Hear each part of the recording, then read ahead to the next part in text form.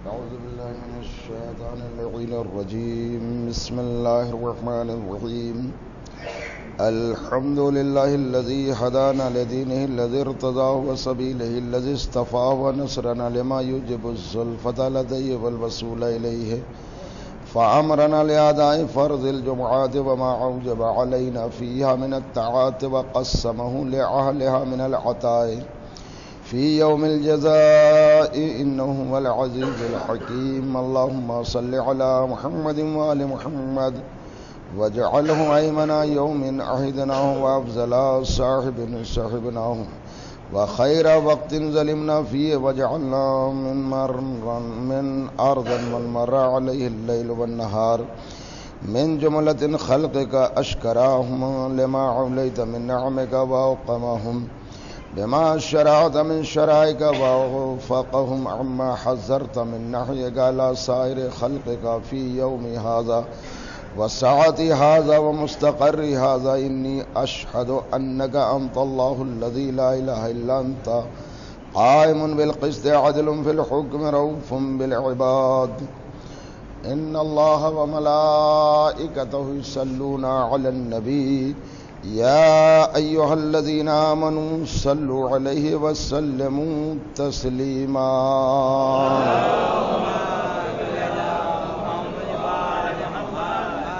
حضرات مومنین، گزشتہ جمعے میں نے آپ کی خدمت میں چند باتیں عرض کی تھیں. پہلی بات یہ عرض کی تھی کہ فرعون جو مصر کا حاکم تھا اس نے حکومت کیسے حاصل کی کہ اس نے طبقات بانٹ دیے اور ان طبقات کے ذریعے سے یعنی لوگوں میں گروہ بندی قائم کر دی، گروپ وائز. تو اس کے ذریعے سے کچھ کو نچلا طبقہ قرار دیا اور کچھ کو ہائی طبقے والا فرقہ کہلایا. لہذا وہ فرقوں میں بانٹتے رہے اور بنی اسرائیل پر حکومت کرتے رہے. اور یہ سلسلہ تھوڑے دن نہیں چلا، سینکڑوں سال یہ چلتا رہا. قرآن نے ان کے بنی اسرائیل کی بات، وہ جو میں نے گزشتہ جمعے میں عرض نہیں کی تھی، وقت ہو گیا تھا. پھر آخر یہ بنی اسرائیل یہ آگے کیسے بڑھے؟ چونکہ قرآن نے کہا ہے کہ جب کشتی ظلم سے بھر جاتی ہے تو ہم پھر اس کو غرقاب کر دیتے ہیں، ڈبو دیتے ہیں. قرآن کریم میں اسلام لانے کا مطلب ہم نے صرف یہ پڑھ لیا کہ اسلام کے معنی لا الہ الا اللہ محمد رسول اللہ. شاید گزشتہ جمعے میں عرض کیا تھا، لباس سے پتہ چلے کہ ہم مسلمان ہیں، ٹوپی اور شیروانی سے پتہ چلے، اسلام اس کا نام نہیں ہے. بلکہ اسلام کے معنی یہ ہے کہ حقیقت توحید انسان کے دل میں اتر جائے، حقیقت توحید وحدت انسان کے دل میں اتر جائے اور پھر اعضاء و جوارح سے عمل کے ذریعے سے ظاہر ہو جائے. اس کا نام اسلام ہے. اور اگر ایسا نہیں ہے تو اسلام پھر ایک نام کا اسلام ہو سکتا ہے، اس لیے کہ اسلام کے معنی ہے کہ وہ اسلامی تعلیم جو مسلمان سوچ سمجھ کر دل سے قبول کرے اور اسی پر عمل کرے. اب ہم مسلمان ہو گئے تو مسلمان ہونے کے بعد ہماری پہلی ضرورت کیا ہے؟ ایک ایز اے مسلم. تو قرآن اگر آپ پڑھیں گے، مسلمان ہونے کی پہلی ضرورت کا نام علم ہے. علم کے معنی خالی گریجویٹ ہو جانا نہیں ہے. علم کے معنی خالی یہ نہیں کہ علم حاصل کر لیا، بلکہ علم کے معنی جاننے کے ہیں. جو معنی ہے ڈکشنری میں، لغت میں، وہ علم کے معنی جاننا ہے. پہلے ہم یہ جانیں کہ ہم بندے کس کے ہیں. پہلے ہم یہ سمجھیں کہ بندے کے معنی کیا ہیں. عبد کہتے ہیں بندے کو، اور عبد کے معنی غلام کے ہیں. تو غلام کا طریقہ کیا ہے؟ غلام کو چوں اور چرا کرنے کی ضرورت نہیں ہے، بلکہ جو آقا کا فرمان ہو گیا اس پر عمل کرنے کا نام ہی اس کی غلامی بن جائے گا. یہی حال ہمارا اسلام میں ہونا چاہیے. جو پروردگار کا حکم آ گیا ہم اسے اپنے سر کو جھکا کر تسلیم کر لیں. اس کا نام علم آنے کے بعد سچا مسلمان کہلاتا ہے. پہلی چیز تو یہ ہے. لیکن اب آپ جس مسلک کو اللہ نے قرآن جیسی کتاب دی ہو، پھر وہ بے عزت کیوں ہے؟ پوری دنیا میں آج جو سب سے ذلیل قوم کہلا رہی ہے وہ شاید مسلمان ہے. چھوٹی چھوٹی قومیں جو ہیں وہ ترقی کرتی جا رہے ہیں. قرآن تو یہ کہہ رہا ہے کہ مسلمانوں تمہارے پاس تو قرآن جیسی کتاب ہے، مگر یہ ہم جو نچلے طبقے میں اب جا رہے ہیں، ذلت کی زندگی گزار رہے ہیں، ضرور کوئی نہ کوئی مسئلہ ہے کہ ہم نے قرآن کے مطابق عمل نہیں کیا. اب اس کے لیے ہمیں قرآن میں جانا ہوگا. شاید دنیا میں سب سے بدنصیب قوم ایک مسلمان ہے، اور کیوں نہ ہو، اس لیے کہ جس کے پاس اللہ کا کلام ہو. اللہ تو کہہ رہا ہے کہ قرآن میں برکتیں ہی برکتیں ہیں، ہے کہ نہیں ہے؟ قرآن میں برکتیں ہیں، قرآن میں رحمتیں ہیں، قرآن سے مردے جلائے جاتے ہیں، قرآن سے زمین کے راستے طے کیے جاتے ہیں، اور قرآن آپ پڑھیں گے تو ہوا کے راستے بھی قرآن نے طے کرنے کے طریقے بتائے ہیں. تو آج سب سے مسلمان پیچھے کیوں ہے؟ اس کی خاص وجہ یہ ہے کہ قرآن نے ایک ایک چیز پر تبصرہ کیا ہے کہ ایک سچے مسلمان کا قرآن پر علم کیسے ہونا چاہیے، اللہ پر علم کیسے ہونا چاہیے، رسول پر علم کیسا ہونا چاہیے، اور اگر کسی سے دشمنی ہو جائے تو اس میں بھی ہمارا طریقہ کار کیا ہونا چاہیے. اور یہ بھی ہمیں سمجھنا چاہیے کہ اطاعت کیا ہے اور حق کیا ہے اور باطل کیا ہے. قرآن میں تو خود اب پروردگار نے بنی اسرائیل کی بات کہی، لیکن بنی اسرائیل کے ذریعے سے آپ کو سمجھایا. قرآن کریم میں پروردگار نے ارشاد فرمایا، یہ بنی اسرائیل جن پر اللہ نے کہا کہ میں نے ان پر احسان کیا کہ بنی اسرائیل کو اٹھائیں، اس لیے کہ یہ بیچارے نچلے طبقے میں تھے. وہی بات آ گئی، ان پہ ظلم ہوا، ان کے بچوں کو قتل کر دیا گیا. تو انہوں نے کیا کیا؟ قرآن یہ کہہ رہا ہے کہ انہوں نے صبر و استقامت سے کام لیا، تو ہم نے موسیٰ جیسا راہبر ان کو بھیج دیا ان کے پاس، جس نے انہیں غلامی کے زنجیروں سے نکالا، اور پھر بام عروج پر انہیں ہم نے پہنچا دیا. کہاں پہنچا دیا؟ بام عروج پر پہنچا دیا. اور جب بام عروج پر پہنچا دیا تو اب انہوں نے کیا کیا؟ ان کے پاس توریت جیسی کتاب اور عیسائیوں کے پاس انجیل جیسی کتاب. ظاہر سی بات ہے یہ دونوں کتابیں الہی کتاب ہیں. چنانچہ قرآن میں سورہ مائدہ میں پروردگار عالم نے ارشاد فرمایا، اور اگر وہ توریت اور انجیل اور ان کتابوں پر قائم رہتے، جو ہم نے توریت کتاب نازل کی، دیکھیں ہمارے ہاں بھی کتاب ہے اور ان کے ہاں بھی کتاب ہے. اللہ فرما رہا ہے ہمارے ہاں قرآن مجید میں سورہ مائدہ میں کہ اگر وہ توریت اور انجیل اور ان کتابوں پر قائم رہتے جو ان کے پاس بھیجی گئی ہیں، تو ان کے رب کی طرف سے آسمان سے رزق برستا اور زمین سے رزق ابلتا. آپ دیکھیے کیا کہہ رہا ہے قرآن. جو ہم نے انہیں توریت اور انجیل، دیکھیے خالی قرآن پڑھنا مسئلہ نہیں ہے، یہ ہزاروں بار آپ نے ہو سکتا ہے آیتیں پڑھی ہو، لیکن قرآن کہہ رہا ہے پڑھنے سے زیادہ قرآن کی ایک ایک آیت پر غور کیا کرو کہ قرآن کہنا کیا چاہتا ہے. قرآن کہہ رہا ہے کہ اگر وہ توریت و انجیل جو ہم نے ان کے پاس کتابیں بھیجی ہیں اسی پر قائم رہتے تو کیا کرتے؟ ہم ان کے پاس آسمان سے رزق کو برساتے اور زمین کو حکم دیتے، وہ زمین رزق اگل دیتی. مگر انہوں نے کیا کیا؟ اب قرآن آگے کہہ رہا ہے دیکھو یہ ہمارے لیے بھی ہے اور آپ کے لیے کتاب ان پر بھی ہے، کتاب ہمارے ہاں بھی ہے. تو ان کے ہاں اللہ نے کہا کہ اگر یہ کتاب پر قائم رہتے، اس کا مطلب جو کتاب پر قائم رہے گا یعنی کتاب کی بات کو مانے گا، سچا مسلمان ہوگا، تو کیا ہوگا؟ آسمان سے رزق برسے گا، زمین سے رزق ابلے گا. قرآن کہہ رہا ہے کہ پھر انہوں نے کتاب الہی کی نافرمانی کی اور نتیجے میں انہوں نے غربت کو خرید لیا. آج کہتے ہیں کہ مسلمان سب سے نیچے طبقے میں معاشی حالت میں جا رہا ہے، سب سے غریب جا رہا ہے، تو کم سے کم مسلمان کو سوچنا چاہیے کہ قرآن تو تمہیں خزانوں کی پیشن گوئی کر رہا ہے کہ تمہارے پاس قرآن کا خزانہ ہے. قرآن کی تعلیمات پر آج بھی اگر سارا مسلمان سچے دل سے عمل کر لے تو یقیناً آسمان سے رزق کی بارش ہوگی اور زمین سے رزق ابلے گا. اب پھر دیکھیے اس کے آگے قرآن میں کوئی ایسا حکم نہیں ہے جس کو بنایا نہ جائے. مسلمان کے معنی یہ نہیں ہے کہ لا الہ الا اللہ، مسلمان کے معنی ہے جس کا اللہ اور رسول پر ایمان. اس کے نوعیت کو پڑھیے. دوسری آیت میں پروردگار عالم نے یہ آیت سورہ بقرہ کی ہے، اور انہوں نے کیا کیا؟ رزق اللہ کہہ رہا ہم تو برساتے ہیں پر، اور کیا یہ ذلت کی زندگی گزار رہے تھے. ہم نے توریت جیسی انجیل جیسی کتاب بھیجی، لیکن اب اس کے بعد کتاب کو انہوں نے پس پش ڈال دیا. تو اب اللہ کہہ رہا ہے رزق تو بہت دور ہے. یہ اس سے پہلے کی بات ہے جو قرآن بیان کر رہا ہے کہ پھر ہم نے ان پر ذلت اور محتاجی مسلط کر دی. یہ قرآن کا حکم ہے. سورہ بقرہ میں کیا کر دیا؟ ذلت اور محتاجی مسلط کر دی اور وہ خدا کے غضب میں گھر گئے، یہ اس لیے کہ وہ اللہ کی آیات سے کفر کرنے لگے، اللہ کی آیات سے انکار کرنے لگے اور پیغمبروں کو ناحق قتل کرنے لگے اور وہ اللہ کے نافرمان ہو گئے اور وہ حد سے زیادہ گزرنے والے ہو گئے۔ کیا مطلب ہے کہ رزق کی بھی ضمانت زیادہ سے زیادہ اس وقت تک ہے کہ جب بھی کوئی قوم اپنے کتاب الہی پر قائم رہے گی تو رزق کے دروازے اس کے پاس چاروں طرف سے کھل جائیں گے۔ آج جو مسلمان ذلت کی زندگی گزار رہا ہے اس کا خاص سبب یہ ہے کہ جب اللہ سے مانگنا ہوتا ہے وہ اللہ سے نہیں مانگتا، بلکہ جو ظالم حاکم ہے ان سے مدد مانگ رہا ہے، ان سے رزق مانگ رہا ہے۔ اللہ کہہ رہا ہے مجھ سے مدد مانگو، میں تمہاری مدد کروں گا، لیکن مسلمان یہ اتنی ذلت میں آ گیا۔ اب آپ دیکھیے، پھر آ جائیے، قرآن میں پروردگار نے فرمایا کہ اگر تمہیں کوئی فیصلہ ہو، سورہ نساء میں فیصلہ درکار ہو تو تم اس فیصلے کو اللہ اور رسول کی طرف جاؤ، وہ تمہارا فیصلہ کریں گے۔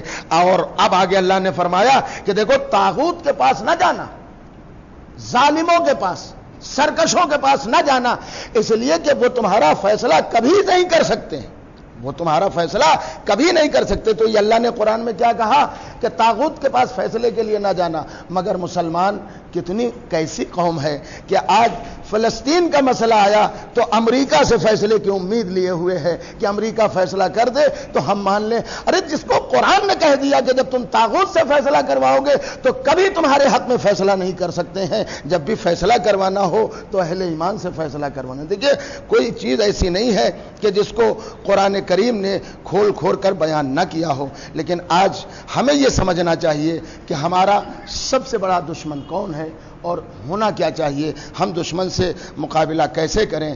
چنانچہ ہمارے لیے عزت اور ذلت یہ دونوں چیزیں ہیں۔ ہم عزت کے متلاشی ہیں اور ذلت کو چھوڑنا چاہتے ہیں، تو کیسے چھوڑیں؟ سب سے پہلی چیز ہے کہ عملی زندگی میں ہمیں آگے بڑھنا چاہیے، اس لیے کہ قرآن سر چشمہ ہدایت ہے۔ ہمیں قرآن سے مفہوم عبادت کو سمجھنا چاہیے، زندگی کے حکم کو سمجھنا چاہیے، اس لیے کہ معصومین نے فرمایا ہے کہ اگر تم قرآن پر صحیح عمل کرتے تو حکومتیں تمہارے در پر خود جھک جاتی، تم حکومتوں کے دروازے پر نہ جاتے۔ اور میں دلیل دے رہا ہوں، دلیل سنیے۔ مولائے متقیان امیر المومنین علی ابن ابی طالب تاریخ نے لکھا، اور یہ کوئی ایسا ویسا نہیں ہے، تاریخ اور نہج البلاغہ میں بھی ہے، کہ ایک منزل وہ آئی کہ مسلمان ہمارے در پہ آ گئے، دیکھیں یہ قرآن کی تعلیم ہے، اور اب کہہ رہے ہیں کہ یا علی اب کوئی شرط نہیں، آپ آئیے ہمارے حاکم بنیے۔ اور مولا علی نے جناب امیر نے کہا، فرمایا کہ جاؤ تم اپنا حاکم خود چن لو۔ کہا یا علی اب آپ کے علاوہ کوئی یہاں حاکم نہیں ہے، حکومت نہیں کر سکتا، خلافت کی باغ ڈور کو کیوں نہیں سنبھال سکتا؟ نہیں سنبھال سکتا۔ یا علی کیوں نہیں سنبھال سکتا؟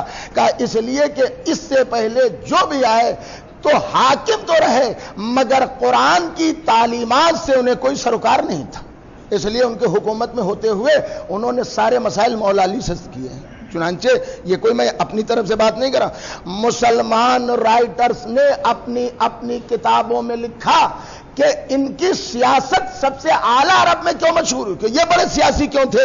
کہ صرف اس لیے کہ وہ جب بھی کوئی اہم کام ہوتا تھا وہ حضرت علی سے مشورہ لیتے تھے۔ اس کا مطلب یہ ہے کہ اسلام ایک یہ بھی کہتا ہے کہ جو اپنے سے زیادہ عقل والا ہو اس سے مشورہ لو۔ ایسا نہیں ہے کہ جو ہماری سمجھ میں آیا، وہ حاکم تھے، وہ لیڈر تھے، چاہتے تو وہ خود کام کر سکتے، مگر وہ لکھتے ہیں کہ ان کی سیاست سب سے اعلیٰ اس لیے رہی کہ انہوں نے ہر کام میں حضرت علی سے مشورہ لیا، لہذا کبھی انہیں ان کاموں میں شرمندگی نہیں ہوئی، ندامت نہیں ہوئی۔ تو اتنا سمجھ لینا چاہیے کہ جو علی سے مشورہ لے وہ اتنا بڑا سیاسی، تو خود مولا علی سیاست کے میدان میں کتنا آگے ہوں۔ یہ معمولی بات نہیں ہے کہنے کی، لیکن تعلیمات قرآن وہ ہے کہ لوگ آئے اور کہا کہ یا علی اب کوئی شرط نہیں ہے، آپ حکومت قبول کر لیجئے۔ چنانچہ مولا علی نے شرط یہی لگائی کہ میں اس طریقے پر نہیں چلوں گا جس پر تم چلا رہے ہو، بلکہ میں اس طریقے پر، اس راستے پر تمہیں چلاؤں گا جو اللہ اور اس کے رسول کا راستہ ہوگا۔ کون سا راستہ؟ اپنا راستہ نہیں، جو اللہ اور اس کے رسول کا راستہ ہوگا، جو تعلیمات قرآن ہوگی۔ اسی لیے کتابوں میں ہے مولا متقیان امیر المومنین علی بن ابی طالب نہج البلاغہ میں فرماتے ہیں مسلمان کو پہچاننا ہے۔ دیکھیے اب مسلمان ہو گیا تو پہچاننا بھی تو ہے، کسوٹی بھی تو ہونا چاہیے۔ تو کیسے پہچانے؟ کہ مسلمان کو اگر پہچاننا ہے تو ایک طریقہ نہج البلاغہ میں ہے کہ مسلمان سے کسی بھی شخص سے لین دین کر لو، لین دین کے ذریعے سے یہ پہچانا جائے گا کہ یہ صحیح ہے یا نہیں ہے۔ دیکھیے اسلام کی تاریخ جو ہے یہ کسی کو پہچاننے کے لیے، لین دین کا مطلب ہے وعدہ وفائی، آپ نے کسی سے قرض لیا اور اسی ڈیٹ پر اسے واپس کر دیا، یہ اس کے ایمان کی دلیل ہے۔ چنانچہ مولا متقیان امیر المومنین علی بن ابی طالب علیہ السلام سب نے یہی لکھا کہ جب مولا علی بیت المال کا حساب کر لیتے تھے تو 2 رکعت نماز پڑھتے تھے، 2 رکعت نماز شکرانے کی۔ تو لوگوں نے کہا کہ یا علی یہ نماز بیت المال میں جہاں مال جمع ہوتا وہاں پڑھنے کی ضرورت کیا ہے؟ کہا صبح سے دوپہر تک شام تک جو مال آیا اور پھر میں نے اس کو ظاہر سی بات ہے جو مستحقین میں تھا اسے تقسیم کر دیا، اور اب اس شکرانے پہ نماز پڑھ رہا ہوں کہ پروردگار جو مال خدا تھا وہ ہم نے ان مستحقین کو پہنچا دیا۔ اب یہ روز حشر زمین ہمارے اس عمل اور عدل کی گواہی دے گی کہ علی سے بہتر کوئی عادل نہیں تھا۔ یہاں مولا علی جیسا حاکم یہ کہہ رہا ہو کہ یہ میدان حشر میں زمین تک گواہی دے گی، تو سب سے بڑی چیز ہے کہ ایک مسلمان کو پستی کی علامت سوچنا چاہیے کہ ہمارے اندر کیا ہے۔ حالانکہ آج پوری دنیا کا مسلمان دہشت گردی کا شکار ہے، اور اس کے لیے یہ بتایا جا رہا ہے کہ دہشت گردی کیا ہے، کہاں سے چلی۔ حالانکہ ایک کتاب ہے دہشت گردی کے اوپر جس کو اعظم شہاب ایک بڑے صحافی ہیں، ان کی بڑی نظر ہے، انہوں نے اس پر لکھا ہے۔ اس میں انہوں نے لکھا کہ دہشت گردی کا وجود کہاں سے چلا۔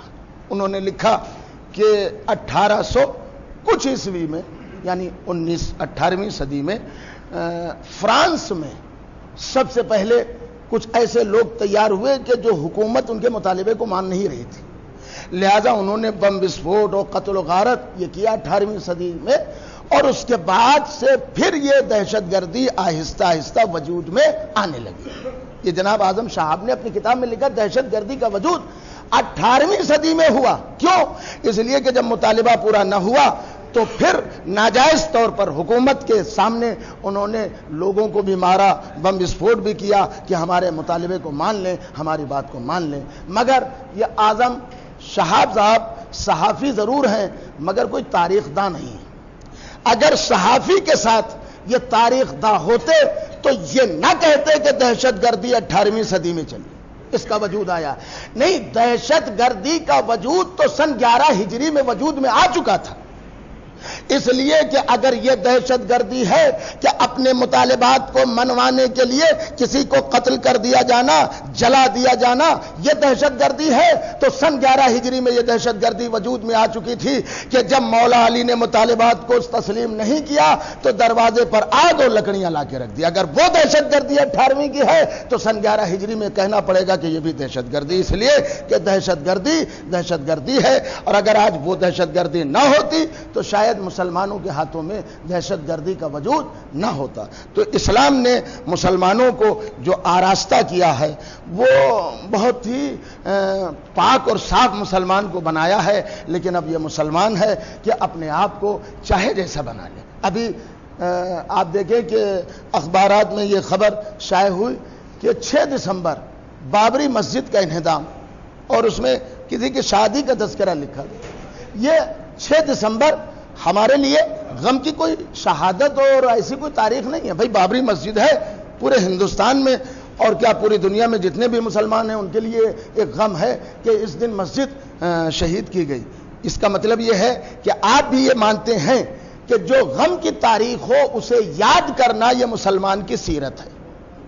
ہمیں یہ نہیں معلوم ہے مسجد ہمارے دل میں بھی موجود ہے مسجد کی شہادت ہم مانتے ہیں، لیکن کم سے کم اس 6 دسمبر کے لیے کم سے کم ایک جملہ تو ان مسلمانوں کو کہنا چاہیے کہ ہم کروڑوں مسلمان ہیں، ہندوستان میں رہ کر ایک مسجد نہ بچا پائے، اس حسین پر کتنے درود و سلام ہو کہ وہ اکیلا رہ کر پورے دین کو بچا گیا، پوری شریعت کو بچا گیا۔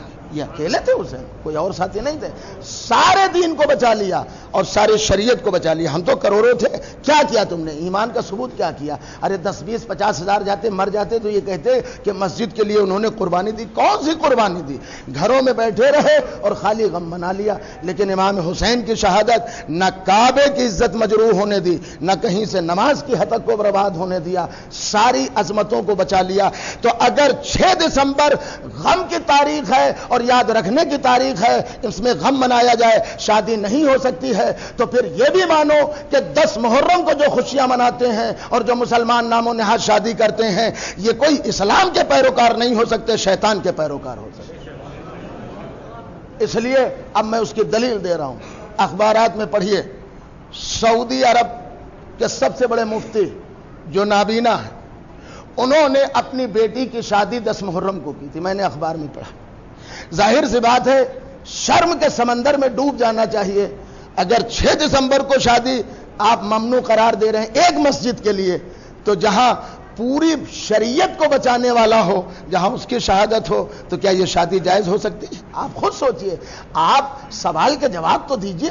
کم سے کم ایک مسجد کو جس نے اجاڑ دیا اس کے لیے 6 دسمبر یاد رہی اور آپ اس کا بار بار اخبار میں ذکر کر رہے ہیں۔ کیا 8 شوال آپ بھول گئے کہ جہاں بلڈوزر کے ذریعے سے روضہ مقدسہ کو ختم کر دیا گیا؟ کیا یہ درندگی نہیں ہے؟ کیا یہ دہشت گردی نہیں ہے؟ انہیں سوچنا چاہیے۔ تو میں نے عرض کیا کہ مسلمان اپنے نام سے مسلمان نہیں ہے، اپنے کردار سے مسلمان ہے، اور جب کردار سے مسلمان ہوتا ہے تو اللہ بھی اس کی غیب سے مدد کرتا ہے اور رسول بھی اس کی غیب سے مدد کرتے ہیں۔ مجھے معلوم نہیں ہے، لیکن اتنی بات میں ضرور کہہ سکتا ہوں کہ جو گزشتہ جمعے میں عرض کیا تھا کہ یہ ہمارے بزرگوں کا احسان ہے کہ انہوں نے اتنی بڑی جائیداد ہم لوگوں کے حوالے کر گئے، اور ایسا نہیں ہے کہ اگر یہ جائیدادیں صحیح اپنے اصلی مرکز پہ آ جائیں تو میں سمجھتا ہوں کہ لکھنؤ کا کوئی شیعہ تو کم سے کم بے روزگار نہیں رہے گا۔ دوسری بات دوسری جگہوں کی نہیں کر رہا ہوں، کم سے کم ہمارے شہر کا کوئی بھی شیعہ بے روزگار نہیں رہ سکتا ہے۔ اچھا ایک یہ بھی ہے ہمارے ہاں کہ اگر کوئی شیعہ کچھ بھی طریقے سے کر رہا، اپنا آدمی کوئی بھی کر رہا، تو اس کے لیے آپ بڑا احتجاج کریں گے، لیکن جو غیر ہماری زمینوں پر قابض ہیں ان کے لیے کہیں کچھ نہیں ہے۔ ظاہر سی بات یہ بھی تو پہلے ہونا چاہیے، یہ زمینیں ہماری ہیں، مسجدیں ہماری ہیں، اور جہاں لفظ ہمارا آ جائے وہاں اپنائیت ہوتی ہے، تو اسلام نے بتایا ہے۔ اور اوقاف کے سلسلے میں مولا متقیان امیر المومنین علی ابن ابی طالب نہج البلاغہ میں ارشاد فرمایا ہے، دیکھیے مولا علی کا طرز عمل کیا تھا، فرماتے ہیں کہ جو زکوٰۃ تاریخ ہے اور نہج البلاغہ میں ہے کہ اونٹ تھے زکوٰۃ میں جو ملے تھے، تو مولا علی نے ان کے گھر سے منگوا لیے جب حاکم بنے، فدق نہیں لیا، مگر زکوٰۃ کے جو اونٹ جن کے گھروں میں تھے گھر سے منگوا لیے۔ تو کہا یا علی یہ اونٹ منگوا لیے اور فدق کا وہ میری میراث تھی، یہ اللہ کا مال ہے۔ ظاہر سی بات ہے یہ مولا کائنات کا طرز حکومت، اپنی ذات کے لیے جھگڑا نہیں کیا، کبھی اپنی ذات کے لیے آگے نہیں بڑھے، بلکہ جو بھی مولا علی کا قدم تھا وہ اللہ اور رسول کے حکم کے لیے تھا، اس کی جائیداد کو بچانے کے لیے۔ چنانچہ مولا کائنات امیر المومنین علی ابن ابی طالب علیہ السلام، جناب امیر المومنین علیہ السلام نے اپنے دور حکومت میں 2 چیزیں بس بتائی ہیں، اور یہ 2 چیزیں میں آپ کو دے رہا ہوں، اور انشاءاللہ آئندہ جمعے میں یہ عرض کروں گا کہ ایمان کی کسوٹی کیا ہے۔ یہ تو اسلام ہے، ایمان کی کسوٹی کیا ہے، اور 2 چیزیں کیا مولا علی دے کے گئے ہیں، اور وہ یہ ہے کہ علم حاصل کرو، یہ ہر معصوم نے فرمایا۔ تو اس سے کیا ہوگا؟ کہا اس سے یہ ہوگا کہ جہالت کا خاتمہ ہوگا، غربت دور ہوگی، اور ساری برائیوں کا سرچشمہ جہالت ہی ہے، اور سارے گناہوں کا مرکز یہ تنگ دستی ہی، اس لیے کہ تنگ دست اگر نہ ہوتے تو یہ جو خودکش حملے ہوتے ہیں یہ غریب ہوتے ہیں، ان کے ذہنوں کو کیا جاتا ہے، انہیں پیسے سے بلایا جاتا ہے۔ ظاہر سی بات ہے جناب امیر المومنین اور اسلام نے 1400 سال پہلے کہا کہ علم حاصل کرو، تو اس علم کی برکت کیا ہوگی؟ اپنے کو تو تم سنوار ہی سکتے ہو، اس کے ذریعے سے سماج میں غربت کو بھی دور کر سکتے ہو اور جہالت کو بھی دور کر سکتے۔ اس لیے معصوم نے یہ نہیں فرمایا کہ یہ ہمارے دشمن ہیں، یہ ہمارے دشمن ہیں، نہیں، یہ تو وقتی دشمن ہیں، ختم ہو جائیں گے۔ اصل میں معصوم نے فرمایا دو ہی ہمارے دشمن ہیں، اب ہمارے دشمن ہیں، ہم تمہیں کہہ کے جا رہے ہیں کہ تمہارا کام ہے ان دشمنوں کا خاتمہ کرو۔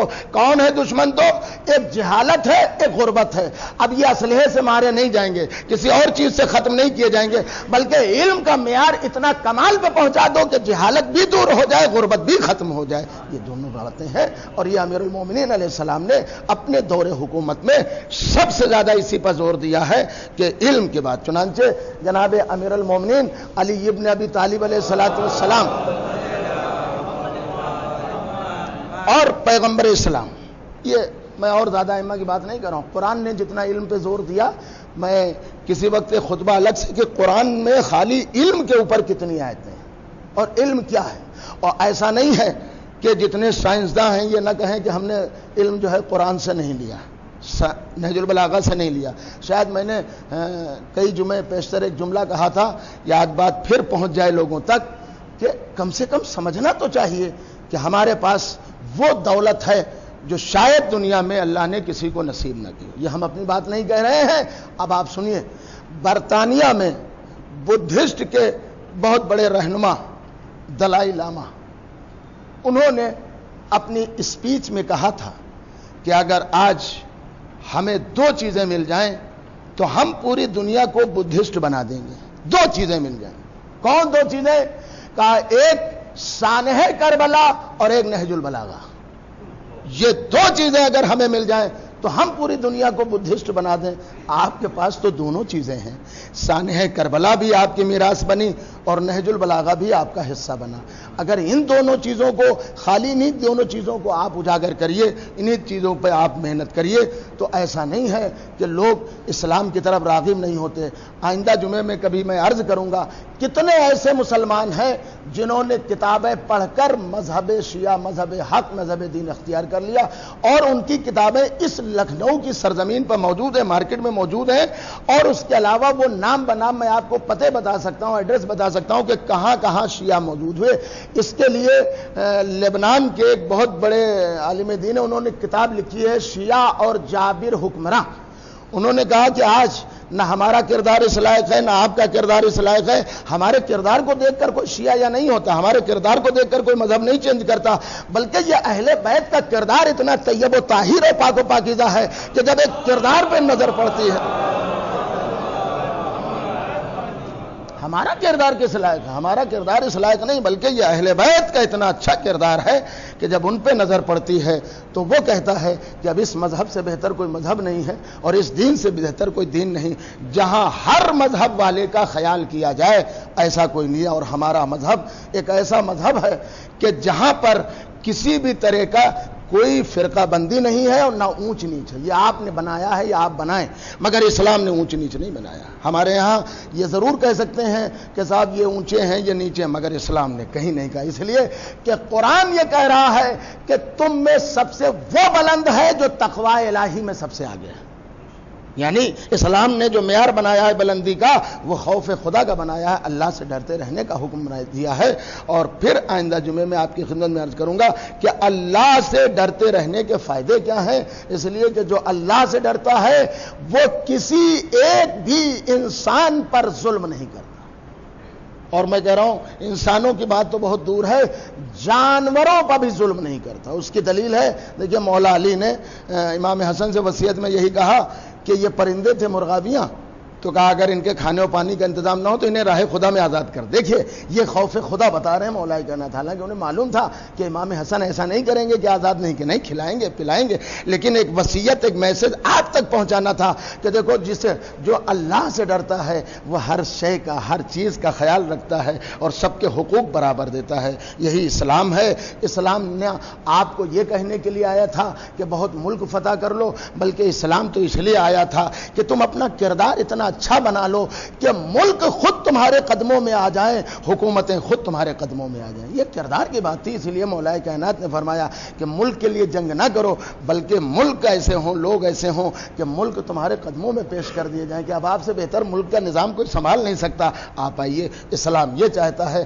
کہ تم اپنے کو اتنا بدل دو کہ ملکی حالات پر دوسرے ممالک تمہارے قدموں میں آ کر سر رکھیں۔ کم سے کم غیرت آنا چاہیے کہ ایک اسرائیل ہے اور 57-58 ملک مسلمان، جیتنا کسے چاہیے؟ 57-58 لوگ ہوں جدھر اور جدھر ایک ہو، کدھر جیتنا چاہیے؟ جیت تو ادھر ہونا چاہیے جدھر کثرت۔ لیکن آخر کیا بات ہے کہ تم ہار پہ ہار کھا رہے ہو، شکست پہ شکست کھا رہے ہو، اور بولنے والوں میں بھی مسئلہ یہ ہے کہ ہم بولیں گے تو وہ حاکم دیکھ رہا ہے، لہذا زبانوں کو بند کر لیا۔ وہی بول رہا ہے کہ جس کے پاس میسم جیسا کردار موجود ہے، اور کوئی بول نہیں رہا ہے ان حکومتوں کے آگے، وہی بول رہا ہے کہ جس کے پاس میسم تمار جیسا کردار موجود ہے۔ تو کہنے کو اپنا مسلمان کہنا آسان ہے، لیکن مسلمان کی کسوٹی پر اترنا بہت مشکل ہے۔ وَأَحْسَنَ الْحَدِيثِ وَأَبْلَغَ الْمَوْعِظَةِ کتاب اللہ۔ اعوذ باللہ من الشیطان الرجیم، بسم اللہ الرحمن الرحیم۔ قل هو اللہ احد اللہ الصمد لم یلد ولم یولد ولم یکن لہ کفوا احد۔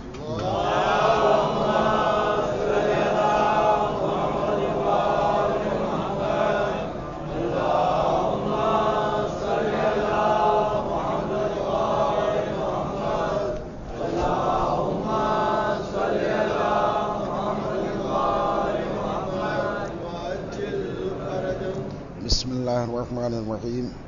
الحمد للہ رب العالمین، اللہم لک الحمد بدیع السماوات والارض، ذو الجلال والاکرام، رب الارباب والہ کل معلوہ وخالق کل مخلوق ووارث کل شیء لیس کمثلہ شیء وہو بکل شیء محیط۔ انت اللہ لا الہ الا انت الاحد المتواحد الفرد المتفرد، وانت اللہ لا الہ الا انت الکریم المتکرم العظیم، والصلاة والسلام علی محمد النبی الرحمہ سید المرسلین، علی ابن ابی طالب سید الوسین، وفاطمۃ الزہرا سیدۃ نساء العالمین، وحسن المجتبی حجج اللہ علی الخلق اجمعین، والحسین الشہید المظلوم وارث امیر المومنین، وعلی ابن الحسین زین العابدین، ومحمد ابن علی باقر العلم الاولین والآخرین، وجعفر ابن محمد الصادق الصدیق والمقتدی بآبائہ الصالحین، وموسیٰ ابن جعفر الکاظم من اولاد النبیین، وعلی ابن موسیٰ الرضا من اطرۃ بررۃ المتقین، ومحمد ابن علی الجواد ولی المؤمنین، وعلی ابن محمد سراج المنیر امام الخاشعین، والحسن ابن علی سید الاوصیاء المنتجبین، والخلف القائم المہدی المنتظر الحجت بعد آبائہ اللہ علی خلقک المعدی عن نبیک ووارث علم المعازین من الوسین الذی ببقائہ بقیت الدنیا، وبیمنہ رزق الورى، وبوجودہ ثبتت الارض والسماء، وبہ یملأ اللہ الارض قسطا وعدلا کما ملئت ظلما وجورا، وعجل لنا اللہم ظہورہ انہم یرونہ بعیدا ونراہ قریبا برحمتک یا ارحم الراحمین۔ ان اللہ وملائکتہ یصلون علی النبی یا ایہا الذین آمنوا صلوا علیہ وسلموا تسلیما۔